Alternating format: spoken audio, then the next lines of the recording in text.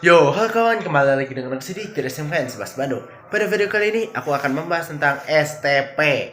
Nah, gak cuman itu, aku juga akan mencoba mengimplementasikannya ke dalam aplikasi Cisco Packet Tracer. Nah, oke, kalau begitu tanpa berlama-lama, langsung saja kita masuk ke videonya.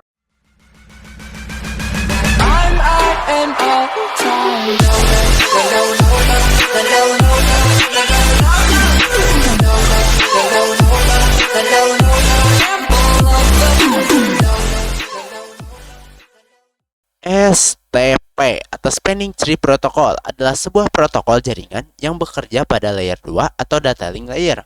Protokol ini memiliki fungsi utama untuk mencegah terjadinya looping atau perputaran data tanpa henti. Nah, ketika kita menggunakan topologi jaringan dengan redundant switches atau saklar cadangan, kapan STP digunakan? Biasanya STP digunakan jika sebuah switch memiliki dua jalur atau lebih untuk menuju ke satu tujuan yang sama. Jalur ganda ini sebenarnya bertujuan sebagai cadangan atau redundansi, namun tanpa STP, hal ini justru akan merusak jaringan.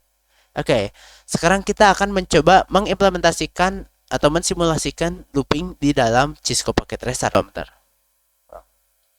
Oke, selamat datang kembali di Cisco Packet Tracer. Nah, sekarang kita akan mensimulasikan terjadinya looping pada sebuah jaringan. Nah, di sini aku sudah siapkan dua buah switch yang saling terhubung dengan dua buah kabel dan juga dua buah komputer. Nah, di sini kita bisa lihat kalau kita kirim data seperti biasa, datanya akan terkirim dengan baik. Nah, itu karena kenapa tidak terjadi looping, karena adanya ini titik oranye ini disebut dengan blocking port. Jadi dia adalah metode yang digunakan oleh Cisco untuk menghalau terjadinya looping. Nah, untuk blocking port ini dia terisi secara otomatis ya oleh Cisco. Nah, jadi karena kita ingin mensimulasikan terjadinya looping, kita harus menghapus blocking port ini dulu. Caranya pertama kita masuk ke jaring switchnya, masuk ke CLI. Nah, di sini kita ketik enable, lalu konfigurasi terminal. Nah, di sini teman-teman ketik no spanning tree VLAN 1. Oke, jika sudah, titik kuningnya di sini akan menyala atau menghilang dan akan pindah ke sini ya, karena kita baru menghapus blocking port yang ada di switch yang ini belum, jadi kita harus menghapus blocking port juga yang ada di switch satunya lagi. Oke, kenapa di sini aku menggunakan VLAN 1? Nah, yang pertama alasannya karena aku belum membuat VLAN lagi, dan alasan yang kedua karena spanning tree ini atau SPT ini dia bekerja di VLAN 1. Jadi kita ketikkan VLAN 1 di sini. Oke, jika sudah, kita ke switch yang satunya lagi, masukkan prom yang sama. Konfigurasi terminal no spanning tree VLAN 1. Oke, kita lihat di sini kedua kabelnya sudah up ya, statusnya sudah berubah menjadi up atau menyala, jadi jauh semua. Nah, di sini kita akan mencoba mensimulasikan looping. Ada dua cara untuk mensimulasikan looping. Yang pertama tentu saja menggunakan mode simulasi. Nah, tapi cara ini tidak aku rekomendasi sekali karena dapat menyebabkan aplikasi kalian nge-crash. Nah, jadi kita akan gunakan cara yang kedua, yaitu kita masuk ke komputer dan kita gunakan command prompt. Nah, di sini kita ketik saja ping min t, lalu IP address dari komputer yang satunya lagi, yaitu 192.168.1.2. Oke, jika sudah, kita tunggu saja sama beberapa menit.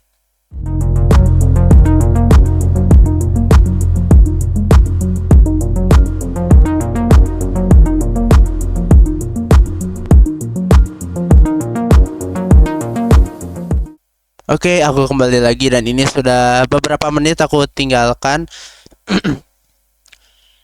Bisa teman-teman lihat di sini awalnya pesan dikirim namun gagal dan akhirnya bisa sampai ke visi tujuan.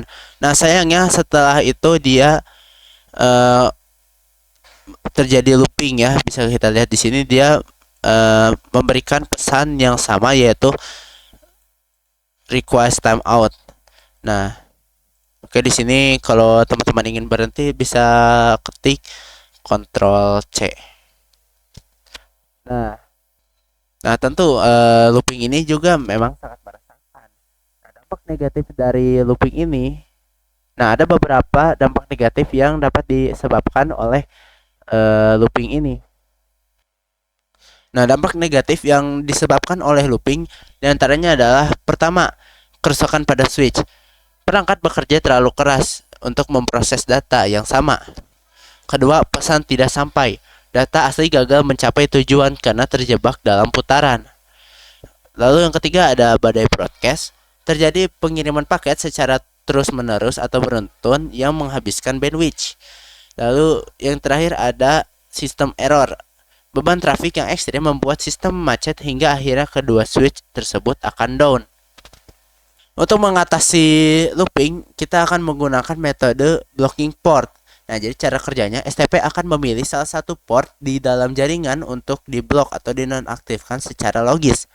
Fungsi utamanya adalah untuk meminimalisir terjadinya looping dengan cara memutus jalur putar sehingga data hanya memiliki satu jalur yang utama. Fungsi cadangannya yaitu jalur yang diblok berfungsi sebagai cadangan. Jadi jika jalur utama rusak atau down, port yang sebenarnya terkena blocking akan otomatis berubah statusnya menjadi up atau aktif. Dengan begini jaringan kalian tidak akan lumpuh. Nah, berikutnya ada status port dalam STP yang perlu kalian ketahui. Oke, kalau gitu kita mulai dari disable, yaitu port dalam keadaan mati atau nonaktif. Lalu ada blocking atau port yang tidak meneruskan data untuk mencegah loop. Nah, blocking ini hanya menerima pesan dari kontrol. Lalu ada listening, yaitu port yang mulai menentukan jalur terbaik menuju root bridge. Nah, listening ini membutuhkan waktu sekitar 15-30 detik untuk terhubung. Lalu ada learning, yaitu port mulai dari membangun MAC address table. Proses ini terjadi selama 15 detik. Lalu ada forwarding, yaitu port aktif sepenuhnya dan meneruskan trafik data dengan lancar. Nah, selain status port, ada juga istilah penting yang perlu kalian ketahui juga. Pertama ada root bridge, yaitu switch utama yang menjadi pusat referensi untuk semua perhitungan STP. Penentuannya berdasarkan bridge ID terkecil. Nah, bridge ID terkecil ini ditentukan dari priority dan juga MAC address. Lalu ada root port, yaitu port pada switch non-root yang memiliki jalur tercepat atau terdekat menuju root bridge. Lalu ada designated port, yaitu port yang aktif meneruskan data. Nah, biasa kita sebut dengan status up. Berikutnya ada alternate atau block port, yaitu port cadangan yang sedang dinonaktifkan untuk mencegah loop. Pemilihannya biasanya didasarkan pada perangkat switch yang memiliki MAC address paling besar. Nah, terakhir ada cost atau matrix, yaitu nilai yang digunakan untuk mengatur kecepatan dalam pengiriman paket. Semakin kecil angkanya, semakin cepat pengiriman pesannya. Nah, contoh, misal kalian ingin mengirimkan data secepat 10 GB per second. Nah, di switch kalian bisa settingnya menjadi 2 atau dan begitu pula seterusnya.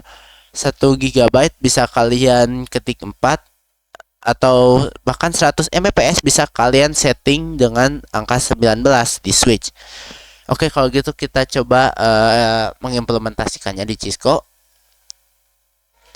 Oke, selamat datang kembali di Cisco Packet Tracer.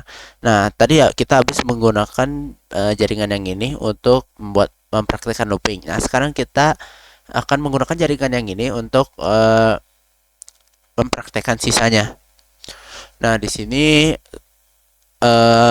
aku sudah pasangkan IP dan juga VLAN ya. Di sini aku pasangkan VLAN 10 dan juga VLAN 20. Nah, kalau kita buka switch-nya, lalu kita ketik show spanning tree. Nah, di sini teman-teman bisa lihat beberapa informasi yang ditampilkan oleh STP. Nah, mulai dari priority ya. Dimulai dari priority hingga addressing. Nah, dimulai dari priority hingga address. Nah, ini tuh seperti yang aku jelaskan sebelumnya. Nah, kedua ini tuh bentar bro. Nah, kalau teman-teman ketik show spanning tree di switch, nah teman-teman bisa pertama akan melihat priority dan juga MAC address. Nah, seperti yang aku jelaskan sebelumnya, kedua kategori ini kita gunakan untuk membuat atau menentukan bridge ID. Nah, lalu di sini ada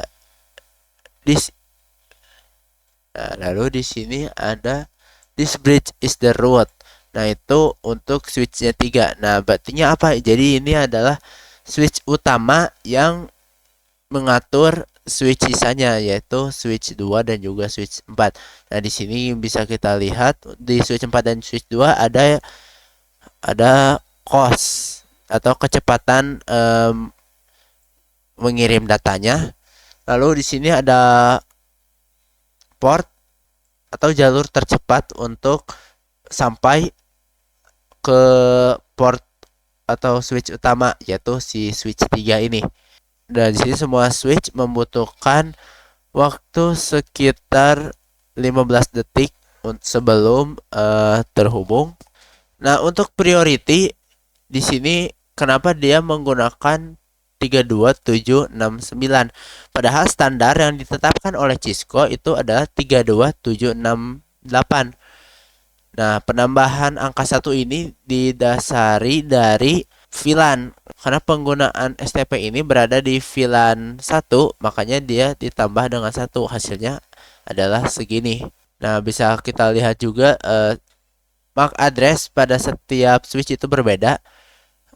Di switch 4 bisa kita lihat seperti ini, di switch 3 seperti ini, dan juga switch 2 seperti ini.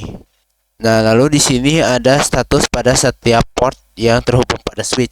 Contoh pada fast Ethernet 02 switch 4, di sini dia role-nya adalah alternate atau port yang diblok. Nah, di sini statusnya blok dengan cost kecepatannya adalah 19 atau 100 Mbps.